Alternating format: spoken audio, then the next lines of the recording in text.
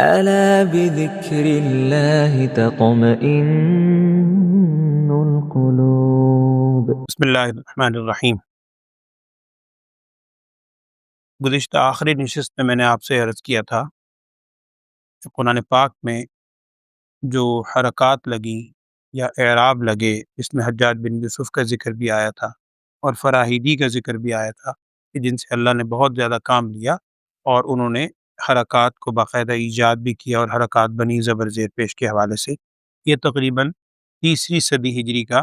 واقعہ ہے، اس دور کے اندر یہ بات ہوئی۔ اس کے بعد پہلے آپ کو یاد ہوگا میں نے 2-3 نشست پہلے آپ سے ایک بات عرض کی تھی کہ قرآن پاک کی 7 منزلیں ہیں، اور ایک لفظ بھی آپ کے سے عرض کیا تھا فمی بشوق،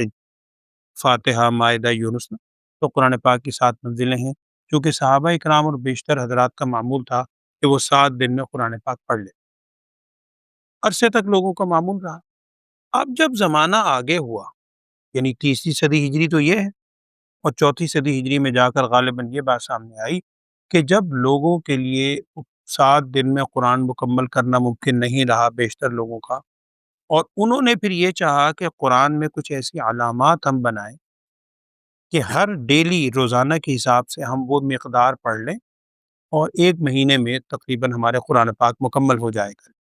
اب اگر وہ نشانات یا علامات نہ ہوں تو ہر شخص کے لیے، خاص طور پر جو عرب بھی نہیں، اب وہ کہاں چھوڑے، کہاں سے اگلے دن شروع کرے۔ اب صورتیں بھی ابتدا کے اندر تو سورہ فاتح بقرہ ہی اتنی لمبی ہے کہ وہ بہت طویل صورت ہے، تو اس وجہ سے وہ علامات لگانے کے لیے پھر قرآن پاک کو 30 اجزاء میں، جس کو ہم پارے کہتے ہیں، 30 پاروں کے اندر تقسیم کیا۔ یہ تقسیم کب ہوئی اس کے بارے میں کوئی حتمی بات نہیں ہے۔ تاریخ میں یہ لکھا ہے کہ چوتھی صدی ہجری میں، چوتھی اور 5ویں صدی ہجری کے جو قرآن پاک ملتے ہیں کچھ اس دور کے تاریخی، ان میں یہ علامات موجود ہیں۔ اس کا مطلب ہے کہ چوتھی صدی ہجری میں یہ اجزاء کے اعتبار سے 30 پاروں میں قرآن پاک کو تقسیم کر دیا گیا۔ یہ جو 30 پاروں کی تقسیم ہے، یاد رکھیں اس میں کسی مضمون کا لحاظ نہیں ہے کہ جہاں مضمون ختم ہو وہیں سے اگلا پارہ شروع ہو، اور مضمون ختم ہوگا پھر اگلا پارہ شروع ہو۔ بہت سی جگہ ایسی ہیں کہ جہاں مضمون ابھی آگے چل رہا ہے اور پارہ ختم ہو جاتا ہے، بلکہ 1-2 جگہ تو بڑی عجیب ہیں، جیسے آپ جانتے ہیں 14ویں پارے کا جو آغاز ہے، ایک سطر پیچھے وہ سورج شروع ہو رہی ہے، سورہ حجر، اور اگلی لائن سے ربما یبث الذین کفروا پارہ شروع ہو رہا ہے۔ تو اس میں کسی مضمون کا خیال نہیں رکھا گیا۔ مشہور یہی ہے واللہ عالم کہ اس دور میں جس نے بھی یہ اجزاء بنائے ہیں، ان کے سامنے جو نسخہ تھا اس کو 30 حصوں میں انہوں نے برابر برابر یعنی صفحات کے ساتھ میں تقسیم کر لیا۔ اور ان 30 اجزاء کے بارے میں ایک قول یہ بھی ہے کہ حضرت عثمان غنی رضی اللہ تعالیٰ عنہ نے وہ جو ایک مصحف حضرت صدیق اکبر رضی اللہ عنہ کے زمانے میں تھا، اس کو سامنے رکھ کر عثمان غنی رضی اللہ تعالیٰ عنہ نے قرآن پاک کو 30 اجزاء میں لکھوایا تھا۔ وہ 30 اجزاء جو تھے یہ وہی ہے جو پاروں کی تقسیم، لیکن اس بارے میں بھی کوئی حتمی چیز نہیں ہے۔ زیادہ حضرات کا، اہل علم کا کہنا یہ ہے کہ حضرت عثمان غنی رضی اللہ تعالیٰ عنہ کے زمانے کی تقسیم نہیں ہے، چونکہ اس میں معانی کا خیال نہیں رکھا گیا، حالانکہ وہ تو صحابہ کرام تھے، وہ تو ہر چیز کو سمجھتے تھے۔ تو یہ بعد میں، اور خاص طور پر کچھ کہتے ہیں کہ یہ عجمیوں کا کام ہے، غیر عرب، آسانی کے لیے انہوں نے 30 اجزاء بنا دی۔ ایک اس کے علاوہ اور کام ہم قرآن پاک میں دیکھتے ہیں، رکوع کی علامت لگی ہوتی ہے۔ رکوع، ایک صورت میں اتنے رکوع، ایک پارے کے اتنے، اور قرآن کے 500 سے زائد رکوع، و 540 کچھ اس سے بھی زائد کہتے ہیں، یہ رکوع بنتے۔ تو یہ رکوع کی علامات، اس کے بارے میں بھی چوتھی 5ویں صدی ہجری، میں پھر کہوں گا کیونکہ حتمی چیز نہیں ہے کوئی فائنل کہ میں آپ سے عرض کروں کہ جی یہ وہ شخص ہے یا یہ وہ دور ہے، اس دور سے یہ رکوع کی علامات لگی۔ یہ البتہ ہے کہ رکوع کی علامات میں اس چیز کا خیال رکھا گیا ہے کہ جہاں ایک مضمون ختم ہوتا ہے وہاں رکوع کی علامت لکھی جاتی ہے۔ اچھا، رکوع کو رکوع کہنے کی بھی ایک وجہ یہی ہے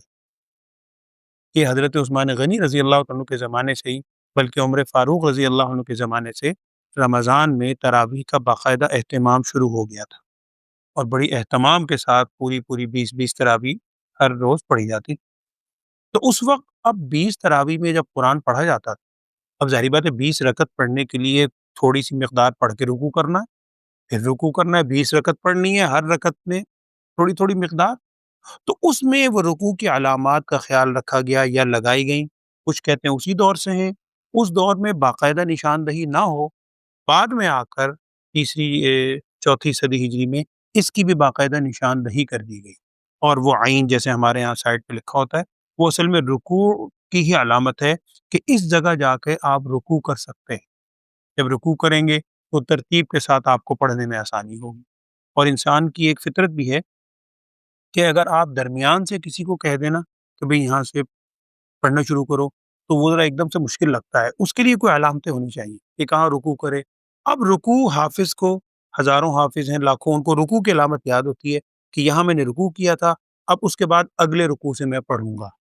یاد کرنے میں بھی آسانی ہے اور ناظرہ خواہ کے لیے بھی پڑھنے میں آسانی ہے، تو یہ بڑی آسانی کے لیے رکوع کی علامات بعد میں لگائے گی۔ اچھا، رکوع کے اوپر بھی اگر آپ غور کریں نا، عین ایسے کر کے ڈلا ہوتا ہے، اس کے اوپر بعد میں آنے کے بعد نمبرنگ بھی شروع ہوگی۔ تین طرح کی نمبرنگ ہوتی ہیں، ایک اوپر ہوتی ہے، ایک درمیان میں ہوتی ہے، ایک نیچے ہوتی ہے، وہ میں آخر میں عرض کر دیتا ہوں۔ ہمارے ہاں جو قرآن پاک ہیں، وہ نمبرنگ اس بات کی علامت ہے کہ فرض کیجئے سائڈ پہ اگر رکوع عین لکھا ہوا ہے، پہلا پارہ، یہ پہلے پارے کا اختتام، رکوع بھی مکمل ہو رہا ہے، تلک امۃ قد خلت لہا ما کسبت ولکم ما کسبتم فلا تسألون عما کانوا یعملون، اور سائڈ پہ رکوع کی علامت بنی، اس کے اوپر نمبرنگ ہوگی، نیچے ہوگی، درمیان میں۔ اوپر والی نمبرنگ اس بات کی نشاندہی کرتی ہے کہ یہ جو صورت پیچھے سے چلتی آ رہی ہے، اس مقام پر اس صورت کے رکوع کی تعداد کتنی ہوگی۔ مثلا وہاں لکھا ہوگا 16، غالباً 16 رکوع ہی ہیں، وہاں لکھا ہوگا 16، اور نیچے جو نمبرنگ ہے وہ اس بات کی علامت ہے کہ جو پارہ، چونکہ اب پارے کے اجزاء بھی ہیں، جو پارہ اس وقت چل رہا ہے، اس پارے کے کتنے رکوع ہو گئے، اور پہلے پارے کے آخر میں نیچے بھی 16 ہوگا۔ درمیان کی نمبرنگ ڈیفرنٹ ہے، جو ہی دوسرا پارہ شروع ہوگا نا، آپ غور کیجئے گا قرآن میں کبھی کہ نیچے والی نمبرنگ دوبارہ سے شروع ہو جائے گی 1 2 3 سے، یعنی چونکہ پارہ چینج ہو گیا تو اس کے کاؤنٹ ڈاؤن دوبارہ شروع ہو گیا، 1 2 3 4، جب پارہ چینج ہوگا پھر نیچے سے 1 2 3 4، جب پارہ چینج ہوگا پھر 1 2 3 4۔ اوپر کی نمبرنگ اس وقت ختم ہوگی جب سورت ختم، تو پہلے پارے میں بھی وہی نمبرنگ ہے، دوسرے میں بھی وہی ہے، جب سورہ بقرہ مکمل ہوگی تب اوپر کی نمبرنگ ختم ہوگی، اور سورہ آل عمران سے پھر اوپر سے 1 2 3 شروع ہوگی۔ تو اوپر والی علامت اس بات کی نشاندہی کرتی ہے کہ اس مقام پر اس سورت کے کتنے رکوع ہو گئے، نیچے والی نمبرنگ اس بات کی نشاندہی کرتی ہے کہ اس پارے کے کتنے رکوع ہو گئے، درمیان والی نمبرنگ مختلف ہے، ہو سکتا ہے ایک میں اگر 6 لکھا ہے اس کے فوراً بعد 10 لکھو، 10 کے بعد پھر 7 لکھو، یہ مختلف ہو سکتا ہے۔ یہ اس بات کی نشاندہی کرتی ہے کہ جو رکوع یہاں مکمل ہوا ہے، اس رکوع میں ٹوٹل آیتوں کی تعداد کتنی،